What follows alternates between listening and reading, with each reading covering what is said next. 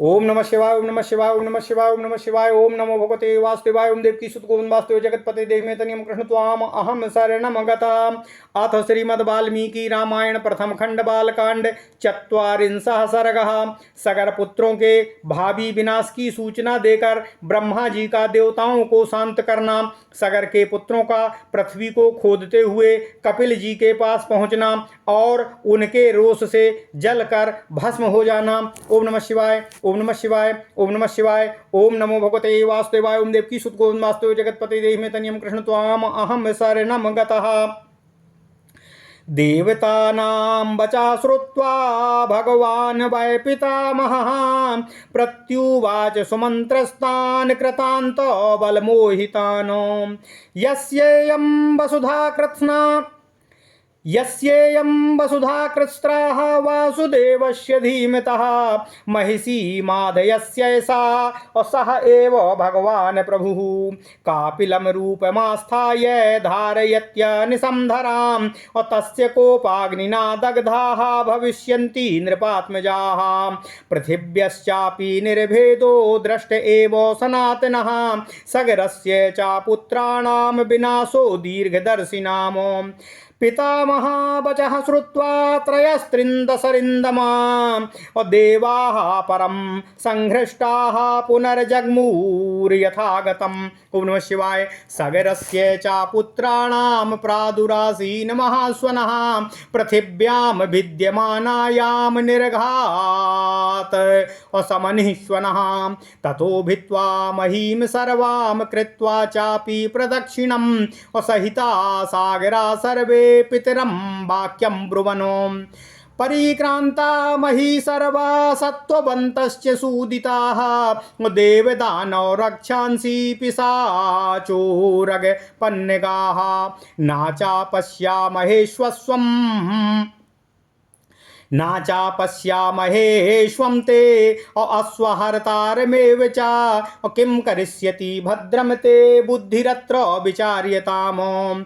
तेषां तद्वचनं श्रुत्वा पुत्राणां राजसत्तमाः असमन्युरब्रवीद वाक्यं सगरो रघुनन्दन भूयः खनतं भद्रं वो विभेद्य वसुधातलम् अश्वहर्तारमासाद्य कृतार्थाश्च निवर्तत पितुर्वचनमासाद्य सगरस्य महात्मनः षष्टिपुत्रसहस्राणि रसातलामभिद्रवन् खन्यमाने ततस्तस्मिन् दद्रसुः पर्वतोपमं दिशागजं विरूपाक्षं धारयन्त्यं महीतलम् सपर्वतानां कृत्स्नां पृथिवीं रघुनन्दन धारयामास शिरसा विरूपाक्षो महाजगाः यदा पर्वाणि काकुस्थ विश्रमार्थं महागजः यथा पर्वणि काकुस्थ विश्रमार्थं महागजः अखोदा चालयते शीर्षं भूमिकम्पस्तदा भवेत्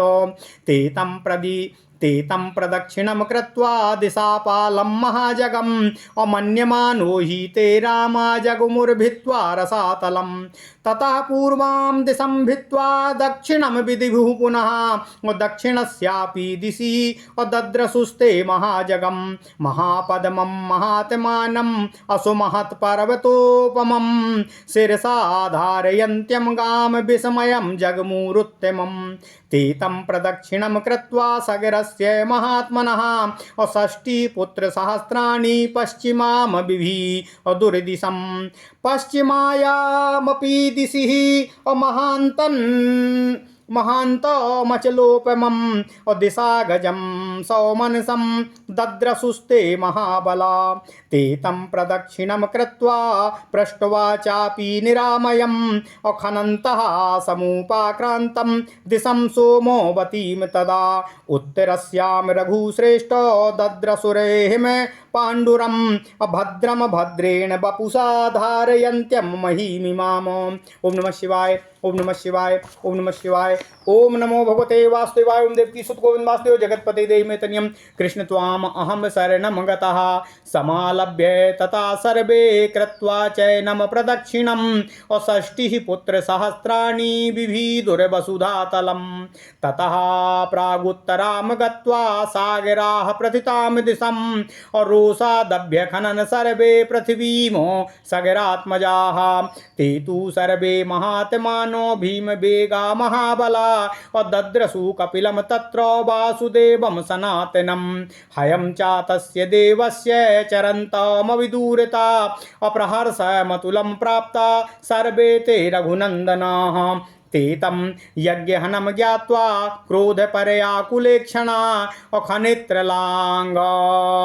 खनित्रलाङ्गलधराः नानावृक्षशिलाधरा अभ्यधावन्तो संक्रुद्धास्तिष्ठेति चाब्रुवन् अस्माकं त्वं हि तुर्गं यज्ञियमहृतवानसिः दुर्मेधस्त्वं हि सम्प्राप्तान् विद्धीनः सगरात्मजानो श्रुत्वा तद्वचनं तेषां कपिलो रघुनन्दना रोषेण महताविष्टो हुङ्कारं करोत् तदा ततस्तेन प्रमेयेण कपिलेन महात्मना अभस्मराशीकृता सर्वे काकुस्थ सगरात्मजाः।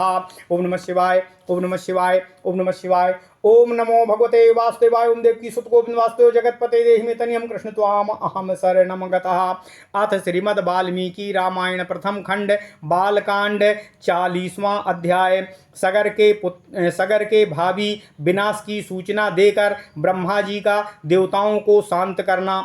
सगर पुत्रों के भावी विनाश की सूचना देकर ब्रह्मा जी का देवताओं को शांत करना। सगर के पुत्रों का पृथ्वी को खोदते हुए कपिल जी के पास पहुंचना और उनके रोष से जलकर भस्म हो जाना। ओम नमः शिवाय। ओम नमः शिवाय। ओम नमः शिवाय। नारद जी कहते हैं, हे ऋषि सनत कुमारों, भगवान श्री राम के निवेदन पर विश्वामित्र जी आगे उनसे कहते हैं कि हे राम, देवताओं की बात सुनकर ब्रह्मा जी ने कितने ही प्राणियों का अंत करने वाले सगर पुत्रों के बल से मोहित एवं भयभीत हुए उन देवताओं से इस प्रकार कहा, हे देवगण, यह सारी पृथ्वी जिन भगवान वासुदेव की वस्तु है तथा जिन भगवान लक्ष्मीपति की यह रानी है, वे ही सर्वशक्तिमान भगवान श्रीहरि कपिल मुनि का रूप धारण करके निरंतर इस पृथ्वी को धारण करते हैं। हे राम, उनकी कोपाग्नि से ये सारे सगर पुत्र राजकुमार जलकर भस्म हो जाएंगे।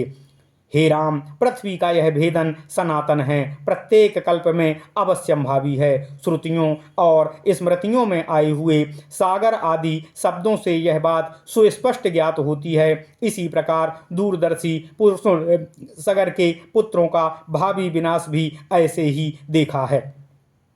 अतः इस विषय में शोक करना अनुचित है। ब्रह्मा जी का यह वचन सुनकर शत्रुओं का दमन करने वाले 33 देवता बड़े हर्ष में पड़कर जैसे आए थे वह पुनः वैसे ही लौट गए। सगर पुत्रों के हाथ से जब पृथ्वी खोदी जा रही थी उस समय उनसे वज्रपात के समान बड़ा भयंकर शब्द होता है।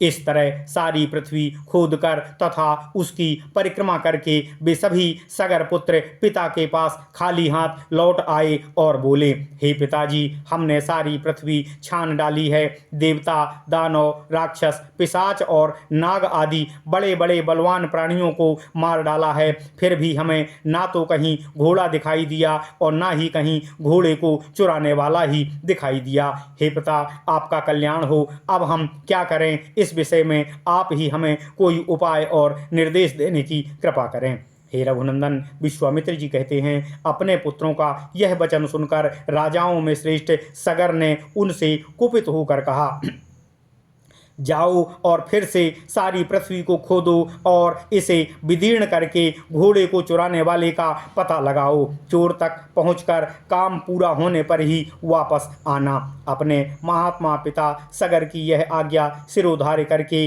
वे 60,000 राजकुमार रसातल की ओर बढ़े और रोष में भरकर पुनः पृथ्वी को खोदने लगे।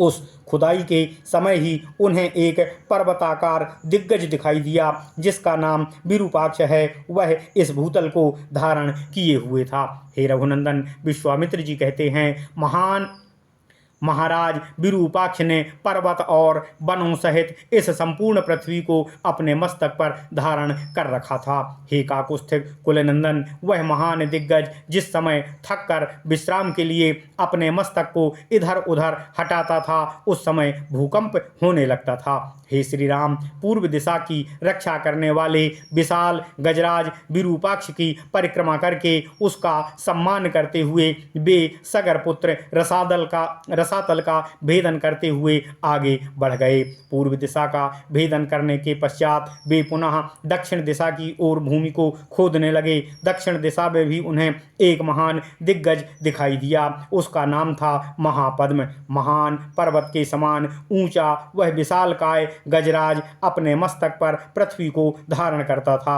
उसे देखकर उन राजकुमारों को बड़ा विस्मय हुआ। महात्मा सगर के वे 60,000 पुत्र उस दिग्गज की परिक्रमा करके पश्चिम दिशा की ओर भूमि का भेदन करने लगे और पश्चिम दिशा में भी उन महाबली सगर पुत्रों ने एक महान पर्वताकार दिग्गज सोमनस का दर्शन किया।